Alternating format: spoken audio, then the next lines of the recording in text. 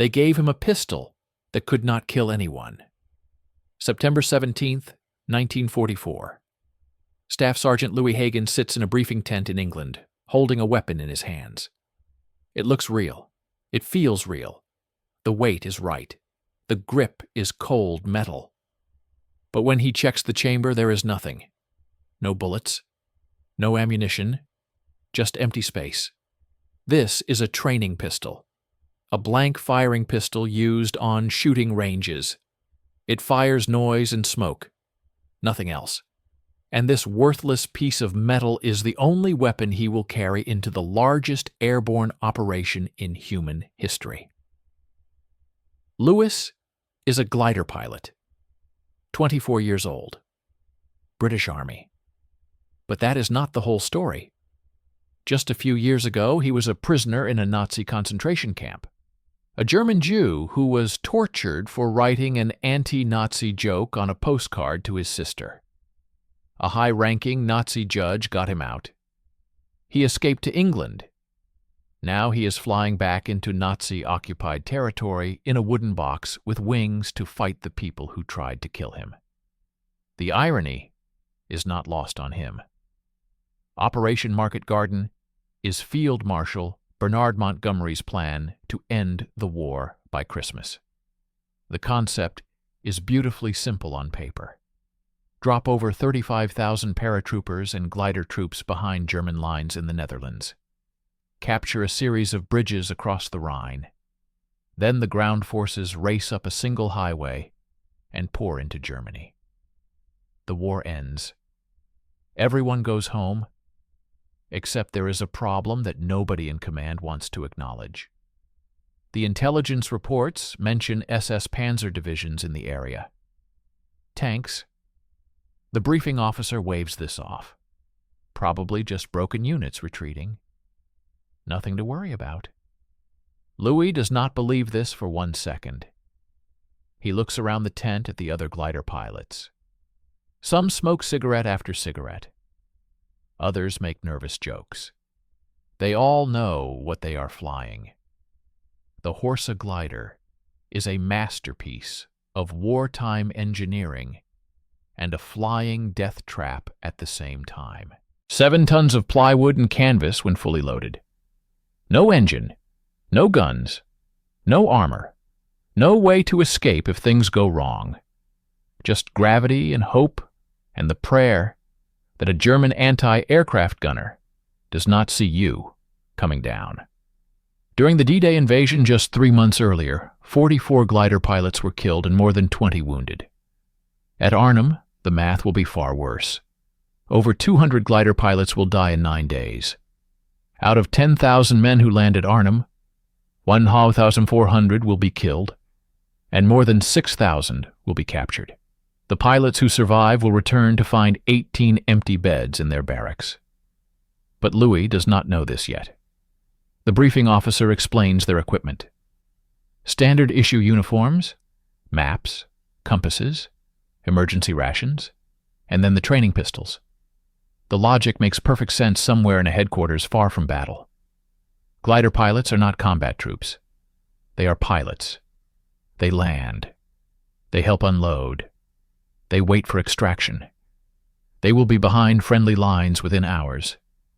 They do not need real weapons. Except this logic assumes everything goes according to plan. And nothing in war ever goes according to plan. Louis holds the blank pistol and thinks about asking for a real weapon. But there are no extras.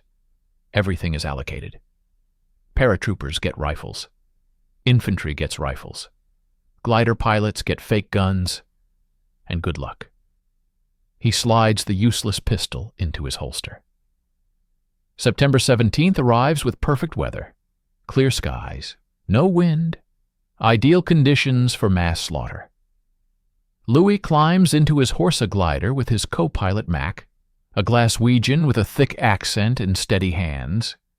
Behind them in the cargo bay are soldiers from the 1st Airborne Division, and a jeep loaded with petrol and ammunition. The mood is tense but oddly calm. Everyone has done this before in training. Nobody has done this before for real. A thick tow rope connects their glider to a Halifax bomber. The bomber engines roar. The rope goes taut. The glider lurches forward and the wooden frame groans like a living thing protesting its own existence. Faster. The wheels lift off. They are airborne. Below them is the English Channel. Ahead is occupied Holland. Around them are hundreds of other aircraft. The sky is filled with planes and gliders stretching to the horizon. It is the most beautiful and terrifying sight Louis has ever seen. They cross into Dutch airspace, and the anti-aircraft fire begins. Black explosions of flak burst around them like deadly flowers blooming in midair. Tracers arc up in bright orange streaks. A glider to their left takes a direct hit. It simply disintegrates. Pieces of wood and canvas flutter down like confetti at a funeral. Louis does not see parachutes. The tow rope releases. They are free. The bomber banks away and heads back to England to safety. Now the glider is silent except for the wind screaming past the fuselage. Louis checks his map.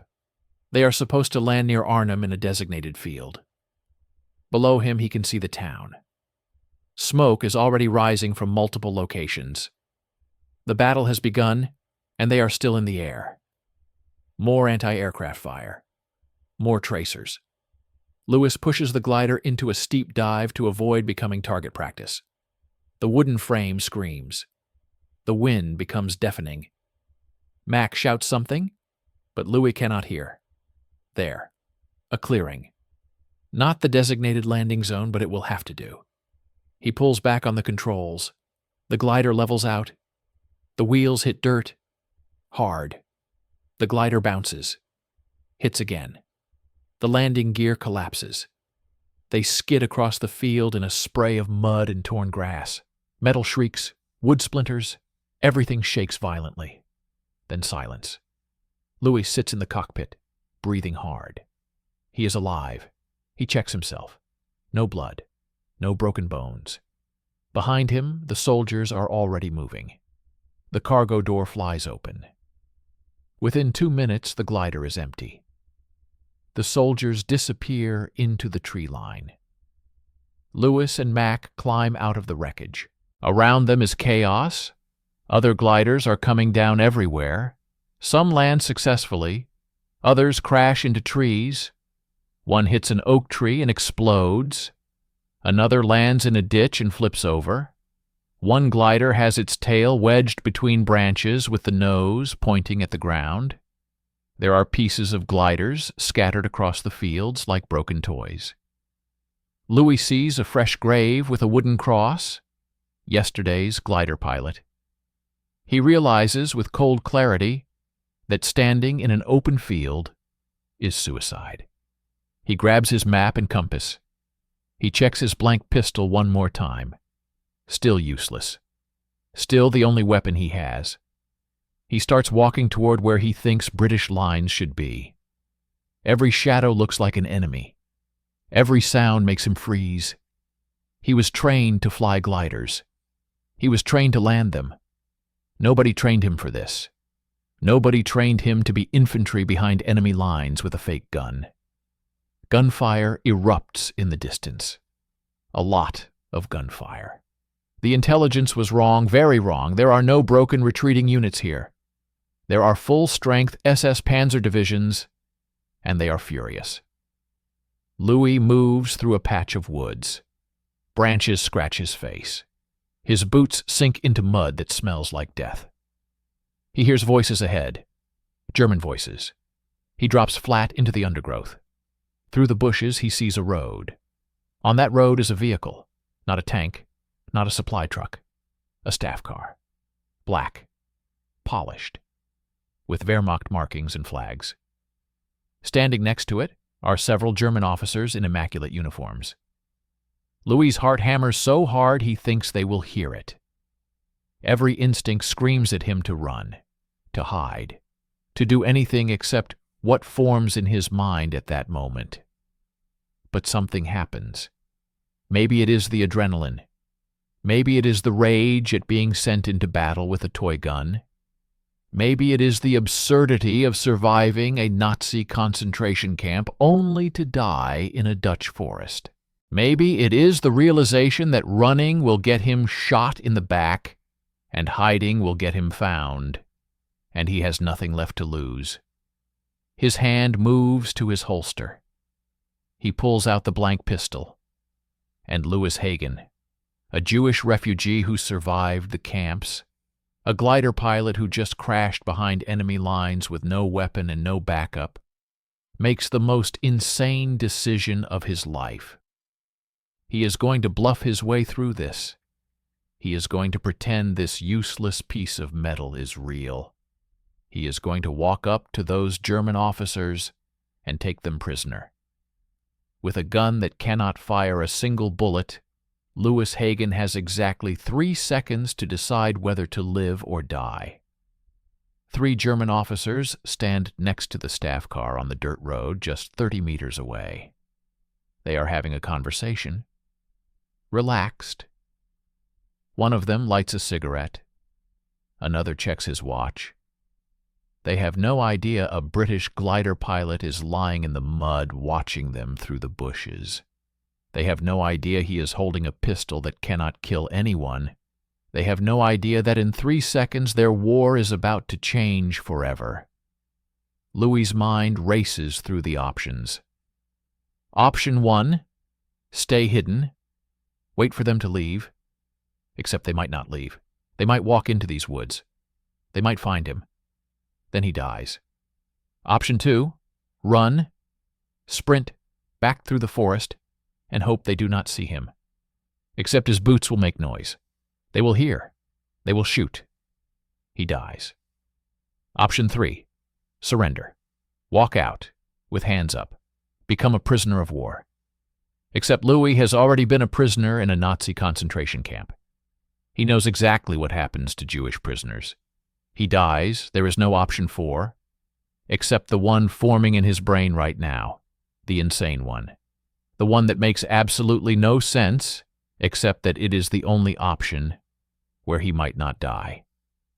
He stands up. He steps out of the bushes onto the road. He raises the blank pistol. And in perfect German, the language of his childhood before the Nazis destroyed his life, Louis Hagen shouts at the top of his lungs, "Hände hoch! Hands up!" The 3 officers freeze. They turn. They see a British soldier in muddy battle dress pointing a pistol at them from 10 meters away. For one terrible stretched-out second, nobody moves. Louis can see their faces. Shock, confusion, the calculation happening behind their eyes. Should they rush him? Should they draw their own weapons? Louis takes 2 steps forward. He keeps the pistol aimed directly at the closest officer's chest. His hand does not shake. His voice does not waver. "Hände hoch! Sofort! Right now!" The nearest officer slowly raises his hands. Then the second. Then the third. They are actually doing it. They are surrendering.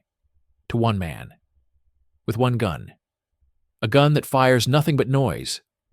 Louis feels a surge of something between terror and euphoria. This is working. This is actually working. But now comes the hard part. Now he has to keep the bluff going. One mistake. One moment where they realize he is alone. 1 second where the pistol looks wrong or his confidence cracks. And 3 armed German officers will tear him apart. He moves closer. "Waffen runter! Weapons down!" His voice has the snap of command. The voice of someone who has backup just behind him in the trees. The voice of someone whose gun is very, very real. The officers unbuckle their pistol belts. They drop them on the ground. Louis sees the weapons lying there. Real Lugers. Real ammunition. Weapons that actually work. He wants to grab them so badly his teeth hurt. But he cannot break character. Cannot show weakness. Cannot let them see how desperate he is. Gegen das Auto! Against the car! Louis gestures with the blank pistol. The officers move to the staff car and put their hands on the hood. This is when Louis realizes he has no idea what to do next. He has 3 prisoners. He is alone. He has no rope to tie them. No way to call for help. His radio was left in the glider wreckage a kilometer away, and he still has no bullets. The absurdity crashes over him like a wave. He is standing on a road deep in German-occupied Holland, holding 3 enemy officers at gunpoint, with a fake weapon and absolutely no plan. Around him, the battle for Arnhem is exploding into chaos. German forces are reacting faster than anyone expected. SS Panzer divisions that intelligence said were not there are very much there. Kampfgruppe units are forming blocking positions around the town. British paratroopers, who were supposed to capture the bridge in hours, are getting cut to pieces in the streets. And Louis is playing a game of pretend with a toy gun. One of the officers speaks. His German is clipped. Officer class. You are alone. It is not a question. It is a statement. The officer is testing him. Louis does not hesitate. My unit is right behind me in the woods. 20 men. If I fire 1 shot, they will be here in seconds. The lie comes out smooth, confident, utterly convincing. He hopes. The officer says nothing, but Louis sees the doubt flicker across his face, the calculation. Is this British soldier telling the truth? Are there really 20 rifles aimed at us right now from the tree line? Is it worth the risk to find out? Silence stretches. Louis keeps the pistol steady. His finger rests on the trigger. A trigger that does nothing. He thinks about the blank cartridge in the chamber. If he fires, it will make noise and flash and smoke. It will look real for maybe 2 seconds. Then these officers will realize what it is. Then they will kill him. So he does not fire. He holds. He stares. He projects absolute certainty that he has the upper hand. The officer looks away first. Louis exhales slowly through his nose. Still working. Still alive. But every second standing on this exposed road is a second closer to disaster. German vehicles could come around the bend any moment. German infantry could be moving through these same woods. The officers themselves could decide to rush him if they think about it too long. He needs to move. Now. Walk. That direction. Louis points down the road toward where he hopes British lines are forming. The officers start walking. Louis follows 3 meters behind them. The blank pistol never wavers. He picks up one of the dropped Luger pistols with his free hand and shoves it into his belt. Real ammunition. Real weapon. Finally. They walk in silence. The road curves through farmland and patches of forest. In the distance, Louis hears the thunder of artillery. Machine gun fire rattles somewhere to the east. A plume of black smoke rises from what might be Arnhem itself. The largest airborne operation in history is turning into a meat grinder.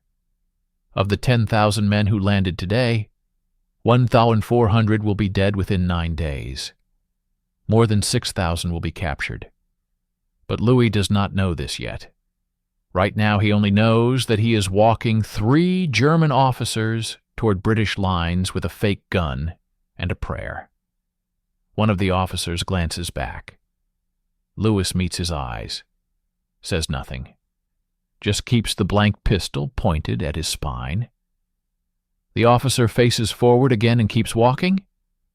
They pass a wrecked glider in a field. The tail is crumpled. The wings are torn off. Louis wonders if the pilot survived.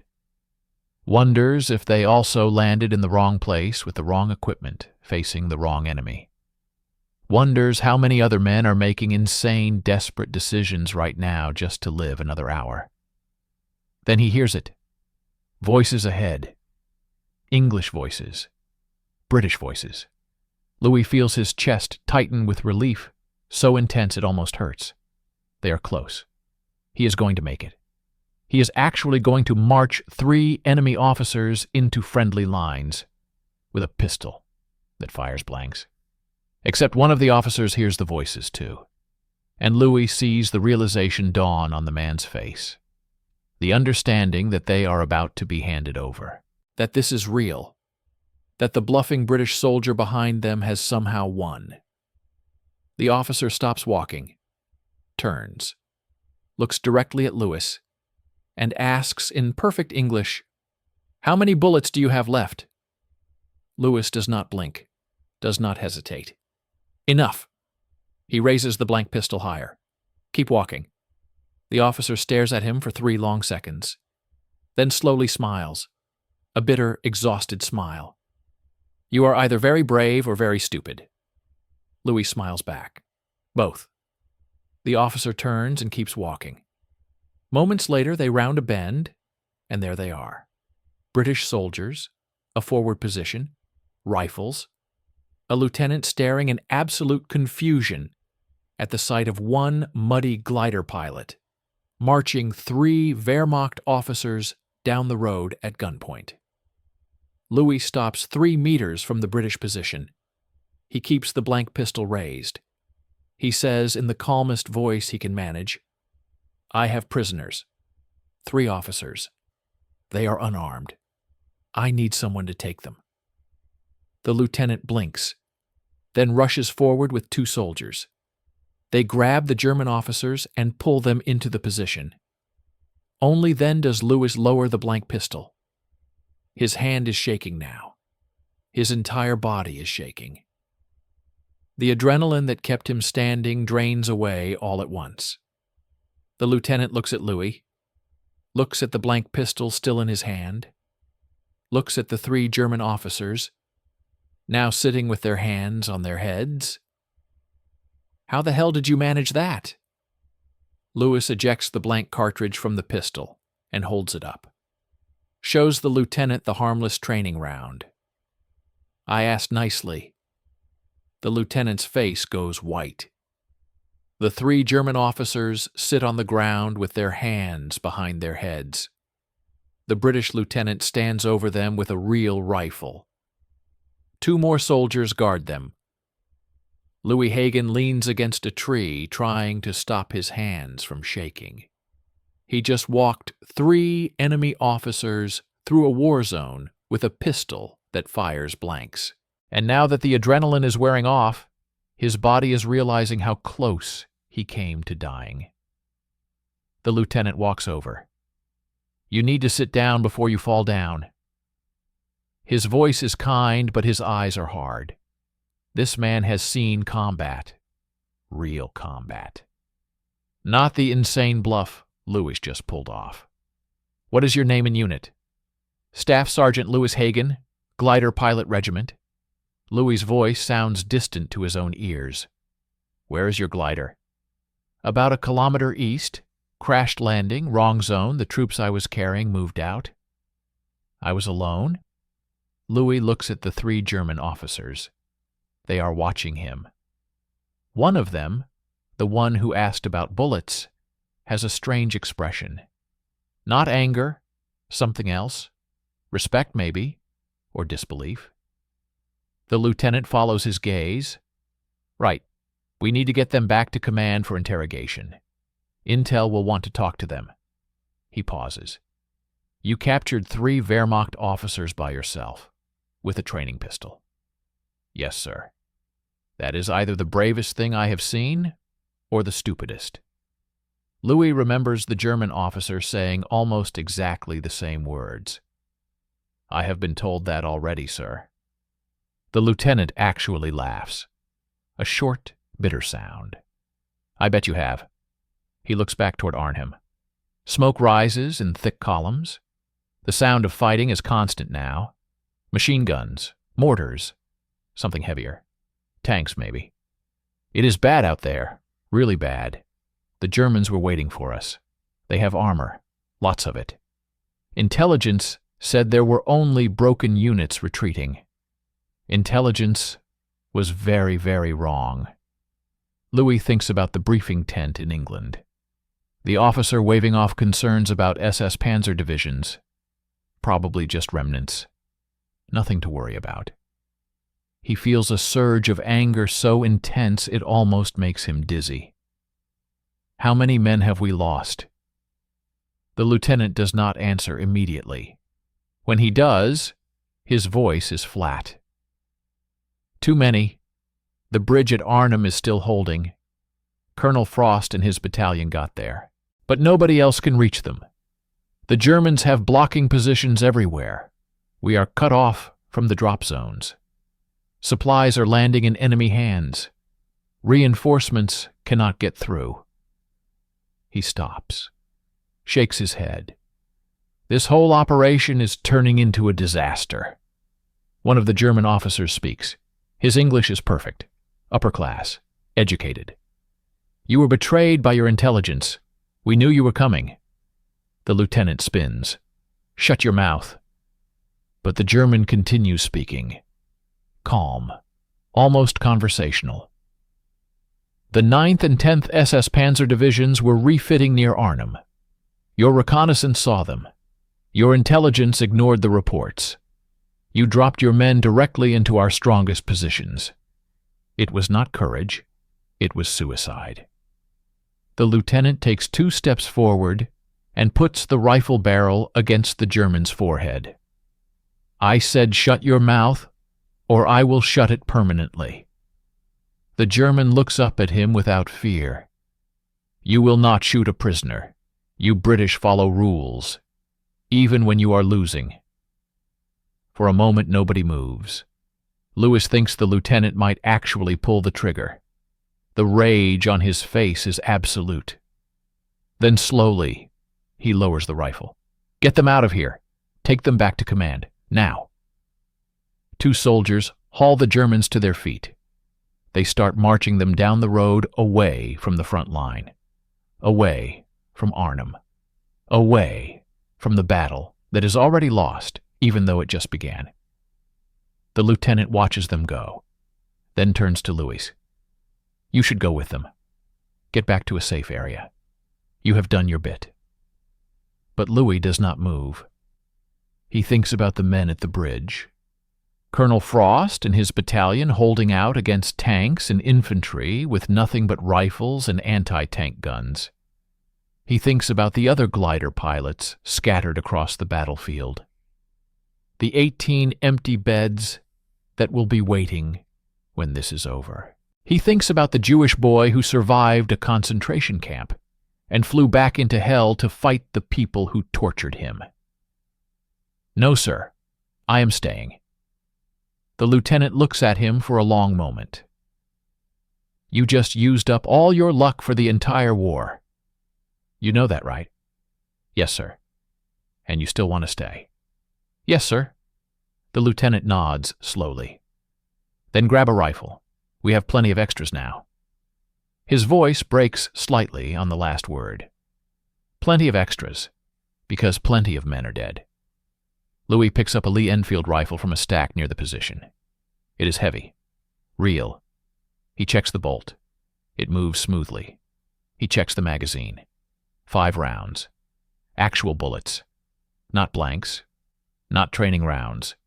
Real ammunition that kills people. He has never fired a rifle in combat. Glider pilots were supposed to fly and land, not fight. But nothing about this day has gone according to plan. More British soldiers arrive at the position. Some are wounded. One man has blood running down his face from a head wound. Another limps badly.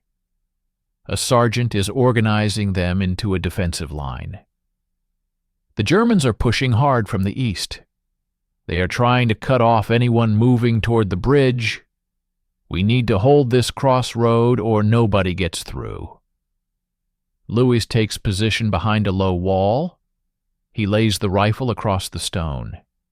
His hands have stopped shaking. The fear is still there, but it has changed into something colder. something more focused. He spent years running from Nazis, years hiding, years being powerless. But right now, in this moment, he has a rifle and ammunition and Germans coming down that road. And Louis Hagen is done running. The sergeant moves along the line, checking positions. He stops when he sees Louis. "Glider pilot?" "Yes, Sergeant." "Ever fire a rifle in combat?" "No, Sergeant." "Aim low. Breathe out when you squeeze the trigger. Do not waste ammunition. We do not have much." The sergeant moves on. Louis stares down the road toward Arnhem, toward the smoke and fire and the sound of thousands of men trying to kill each other. He thinks about the 3 German officers he captured with a fake gun. He wonders what they are thinking right now, whether they have realized yet how close they came to calling his bluff, whether they feel humiliated or just relieved to be alive. He thinks about the blank pistol still in his holster, a useless weapon that somehow won a battle without firing a shot. Then he hears it, the sound of engines, vehicles moving fast, coming from the east. The sergeant shouts, "Stand to! Enemy approaching!" Louis tightens his grip on the rifle. His finger rests on the trigger. Real weapon, real bullets, real war. The vehicles come around the bend. German half-tracks, 2 of them, loaded with infantry. The sergeant screams, "Fire!" And Louis Hagen, the man who captured 3 officers with a training pistol, squeezes the trigger for the first time in his life. The rifle kicks hard against Louis' shoulder. The shot goes wide. He fires again. This time, something happens on the lead half-track. A German soldier jerks backward and falls. Louis does not know if it was his bullet or someone else's. He does not care. He works the bolt, fires again. The entire British line erupts in gunfire. Rifles crack. A Bren gun hammers away in short, controlled bursts. The 2 German half-tracks skid to a stop. Infantry pour out of the back. Some drop immediately. Others scatter into ditches on both sides of the road. Return fire comes back in a storm. Bullets snap overhead. One hits the stone wall Louis is hiding behind and throws up chips of rock that sting his face. This is not the clean, heroic combat Louis imagined during training. This is chaos. This is noise and smoke and terror. Men are screaming. Someone to his left is hit and goes down, clutching his leg. The sergeant is shouting orders, but Louis can barely hear over the gunfire. He aims at a German soldier trying to move forward and squeezes the trigger. Miss. Work the bolt. Fire again. The German drops into cover. The fight lasts maybe 10 minutes, maybe an hour. Time loses all meaning. Then suddenly the Germans pull back. They drag their wounded with them and disappear around the bend. The half-tracks reverse away at speed. One of them is smoking from engine damage. Silence falls. Louis realizes he's breathing like he just ran a marathon. His hands are shaking again. He looks down at his rifle. The magazine is empty. He does not remember firing all 5 rounds. The sergeant moves along the line, checking casualties. 2 men dead. 4 wounded. One of them badly. The sergeant stops at Louis. You did good. For a pilot. There is no warmth in his voice. Just exhaustion. Reload. They will be back. Louis fumbles with his ammunition pouch and reloads the rifle. His fingers feel clumsy. The rounds do not want to go into the magazine properly. Finally, he gets it loaded and chambers around. Ready for whatever comes next. But what comes next is not another German attack. What comes next is worse. A runner arrives at the position. A young private covered in dirt and blood that might not be his own. He speaks to the sergeant. Louis watches the sergeant's face change. Whatever the news is, it is bad. Very bad. The sergeant walks back to the defensive line. Listen up. The bridge at Arnhem has fallen. Colonel Frost and his men held for 4 days, but the Germans overwhelmed them this morning. We are pulling back to Oosterbeek to form a defensive perimeter. XXX Corps has not reached us. We are cut off. Nobody speaks. The bridge was the entire point of the operation. Capture the bridge. Hold it until the ground forces arrive. Win the war by Christmas. Except now the bridge is gone. The mission has failed. And they are surrounded by SS Panzer divisions with nowhere to go. The withdrawal begins immediately. Louis moves with the others through roads and gardens and backyards toward Oosterbeek. Everywhere he looks, he sees the wreckage of the battle, burning vehicles, dead soldiers, British and German both. Civilians peer from shattered windows with hollow, terrified eyes. A child's bicycle lies in the middle of a street next to a crater. The war has come to this quiet Dutch town and turned it into hell. They reach the perimeter at Oosterbeek as darkness falls. What Louis sees there is barely organized chaos. The perimeter is a horseshoe-shaped defensive line maybe 5 kilometers around. Hotel Hartenstein in the center serves as divisional headquarters. Around it are scattered remnants of battalions that no longer exist as fighting units. Men from different regiments mixed together. Officers trying to organize positions with whatever troops they can find. The perimeter was not planned. It formed by accident when the attacks on Arnhem failed and survivors retreated west away from German armor. Now roughly 3,600 men are defending this pocket. Only 1,200 of them are actual infantrymen. The rest are glider pilots, artillery crews, headquarters staff, medics, and other support troops who were never meant to fight on the front line. Louis is assigned to a position on the eastern edge near the Utrechtse Weg. He finds himself in a defensive line with other glider pilots. Men who, like him, were supposed to fly gliders and then wait for extraction. Instead, they are holding rifles they barely know how to use and preparing to face German tanks. The man next to Louis introduces himself as Sergeant Davies. He flew in on the second lift. His glider crashed into trees on landing. His co-pilot died on impact. "How many glider pilots are in this perimeter?" Louis asks. "Maybe 900, out of 2,300 who came in. The rest are dead or captured." Davies checks his rifle. "They are using us to plug holes in the line. Wherever infantry is too thin, they throw in glider pilots. We are infantry now, whether we like it or not." Louis thinks about the blank pistol still in his holster. The pistol that captured 3 German officers. That feels like a lifetime ago. Like something that happened to a different person. Now he has a rifle with real bullets, and Germans with real tanks coming at him from every direction. The first night in the perimeter is the longest of Louis's life. German artillery pounds the British positions without pause.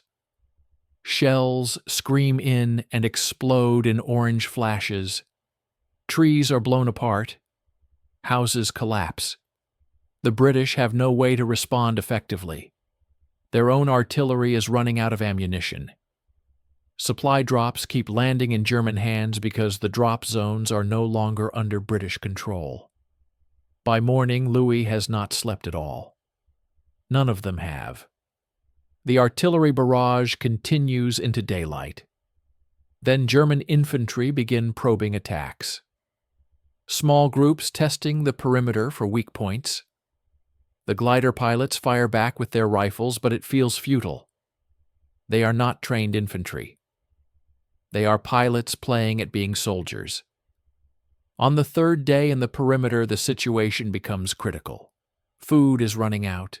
Medical supplies are running out. Ammunition is running out. The wounded are everywhere. Hotels and houses have been converted into makeshift hospitals. The smell of blood and gangrene fills the air. Men die not from wounds, but from infections that could be treated if there were enough medical supplies. But there are not enough of anything. Louis fires his last magazine at a German assault team trying to push into the perimeter near his position. The Germans pull back. Louis looks at his empty rifle and realizes he has no more ammunition. None. He searches the position for spare rounds. Finds nothing. The man next to him is dead. Louis checks his body for ammunition. Empty pouches.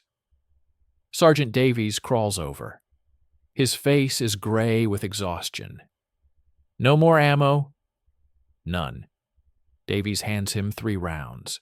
That is all I can spare. Make them count. 3 bullets. Louis loads them into the rifle. 3 bullets between him and whatever comes next. He thinks about the blank pistol. Wonders if he should try the bluff again. Wonders if he has any luck left at all. On the night of September 25th, 9 days after the operation began, the order comes down. They are evacuating, across the Rhine, under cover of darkness. Every man who can walk will attempt to reach the southern bank and escape. The wounded who cannot move will be left behind for the Germans. Louis joins the retreat in the rain and darkness. Thousands of men moving silently toward the riverbank. No lights, no talking, just the sound of boots in mud and the distant rumble of artillery. German flares go up occasionally, lighting the sky. Every time one does, the entire column freezes. Then darkness returns, and they keep moving. They reach the river. Small boats are ferrying men across. Not enough boats. Never enough. Louis wades into the freezing water when his turn comes. The current is stronger than he expected. He loses his footing and goes under. Comes up gasping. Hands grab him and pull him into a boat. He collapses in the bottom. Water streams from his uniform. Someone is rowing. The far bank is just dark shapes. Then they hit ground. Louis stumbles out and climbs up the muddy slope. Behind him, across the river, Oosterbeek is burning. Out of nearly 11,000 British and Polish airborne troops who landed at Arnhem, only 2,263 make it back across the Rhine. The rest are dead or captured. The 1st Airborne Division is effectively destroyed. Of the 1,300 glider pilots who flew into Holland, 229 are killed, and nearly 500 are taken prisoner. Louis Hagen stands on the south bank of the Rhine covered in mud and river water, with an empty rifle and 3 German officers' Lugers in his belt. He survived. Somehow, against all logic and probability, he survived.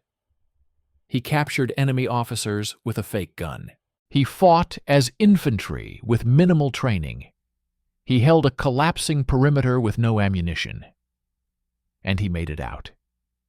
But as he looks back across the dark water at the fires burning in Oosterbeek, Louis does not feel like he won anything at all. 3 weeks after the evacuation from Arnhem, Louis Hagen sits in a tent at a British base in Belgium. He is writing a letter home. His hands still shake sometimes, not from fear anymore, just from exhaustion.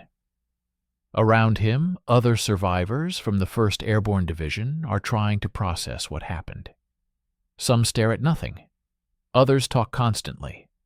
Everyone deals with it differently. Out of nearly 11,000 men who landed at Arnhem, only 2,163 made it back. The 1st British Airborne Division effectively ceased to exist as a fighting unit. British casualties totaled 13,226 killed, wounded, and missing across the entire Market Garden operation. More than in the first 24 hours of D-Day.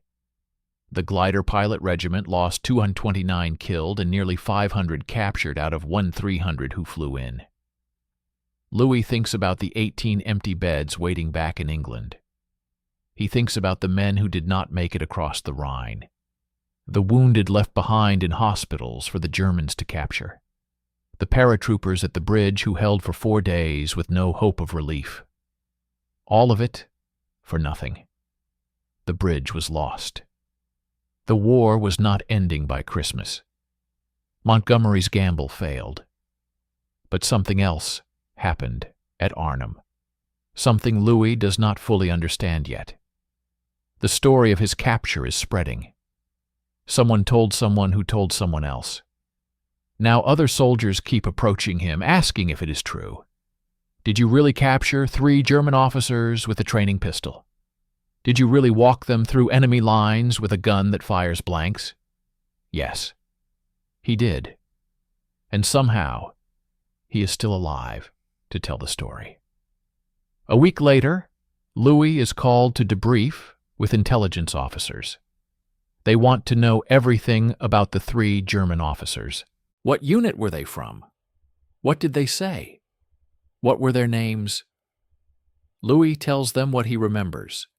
One was a colonel, another was a major, the third, he is not sure. They spoke about the SS Panzer divisions, about how British intelligence missed them completely, about how the Germans knew the paratroopers were coming. The intelligence officer writes everything down, then stops and looks at Louis. And you did this with a blank pistol? Yes, sir. A training pistol that cannot fire live rounds? Yes, sir.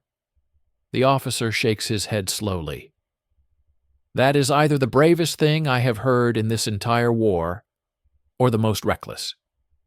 Louis has heard variations of this statement multiple times now. I have been told that, sir. The officer leans back. Do you understand what you did? You bluffed your way through a battlefield. You convinced enemy officers to surrender without the ability to actually harm them. If they had called your bluff, if they had rushed you, if they had simply refused to cooperate, you would be dead right now. Yes, sir, I am aware, and yet you did it anyway.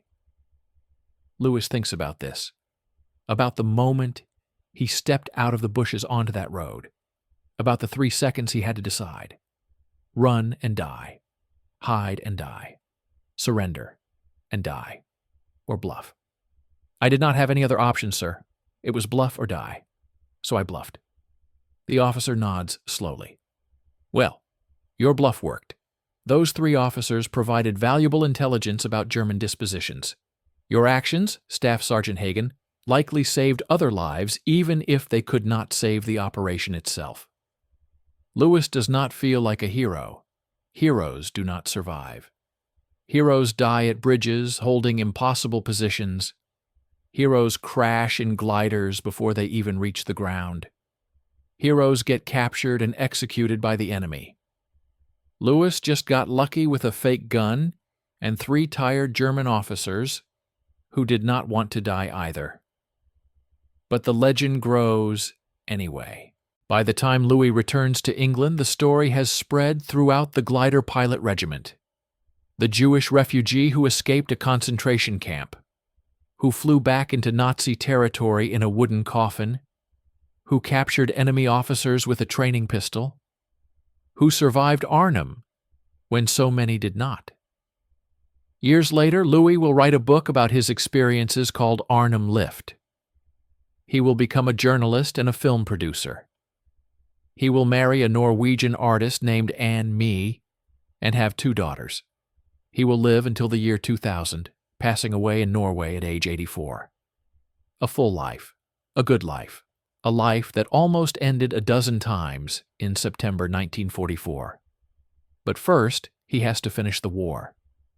In the spring of 1945, Louis learns that the 3 German officers he captured were interrogated extensively. They provided information about German defensive positions, about morale problems in Wehrmacht units as the Allies pushed deeper into Germany, and about something else, something one of the officers mentioned during his interrogation that makes Louis laugh out loud when he hears it. The officer, the one who asked about bullets on the road, told the British interrogator that he suspected the pistol was not real, that he thought the lone British soldier might be bluffing. But he surrendered anyway because he was tired of the war, tired of fighting for a regime that was clearly losing, tired of watching young men die for nothing. So when a British soldier appeared with a gun and a confident voice, the officer made a choice. Surrender to someone who might kill you, or surrender to someone who definitely will not. Either way, the war was over for him. Louis sits with this information for a long time. The officer knew, or suspected, and surrendered anyway. Not because the bluff was perfect, but because sometimes people want an excuse to stop fighting. Sometimes a fake gun pointed by a desperate man is enough of an excuse. In May 1945, Germany surrenders. The war in Europe is over. Louis Hagen stands in a crowd of soldiers celebrating in the streets. But he is not thinking about victory. He is thinking about his father, Louis Georg, and his mother, Victoria, who escaped to America via Japan in 1940. About his siblings scattered across the world. Carl in New York, working in finance. Nina married to a doctor in America. Hans Peter in Los Angeles. Caroline in England. All of them refugees. All of them survivors. He is thinking about the glider pilots who did not make it home. About the empty beds and the names carved on memorials. About the fact that he flew into Arnhem with over 1,300 other glider pilots, and only some of them came back. He is thinking about a blank pistol and 3 German officers and the absurdity of war, where sometimes the bravest thing you can do is pretend you have power you do not actually possess. Decades later, historians will study Operation Market Garden. They will call it a disaster. A bridge too far. Montgomery's greatest failure. They will write about the intelligence failures, the SS Panzer divisions that should not have been there, the supplies that landed in enemy hands, the paratroopers trapped at the bridge with no hope of relief, and buried in the footnotes and memoirs they will find a strange, small story. A story about a glider pilot named Louis Hagen who captured 3 German officers with a training pistol. A story so absurd it sounds like fiction. A story about bluffing your way through a war with nothing but confidence and a gun that could not kill anyone. But it is not fiction. It is real. It happened on a dirt road in Holland in September 1944 when a Jewish refugee who survived the camps looked at 3 enemy officers and decided that sometimes the greatest weapon is not the gun in your hand, but the certainty in your voice. Louis Hagen proved that sometimes you do not need bullets to win a fight. Sometimes all you need is the willingness to bluff and the courage to step out of the bushes when every instinct tells you to run. That is the legend. That is the truth. And that is how a glider pilot captured a German general with a blank pistol.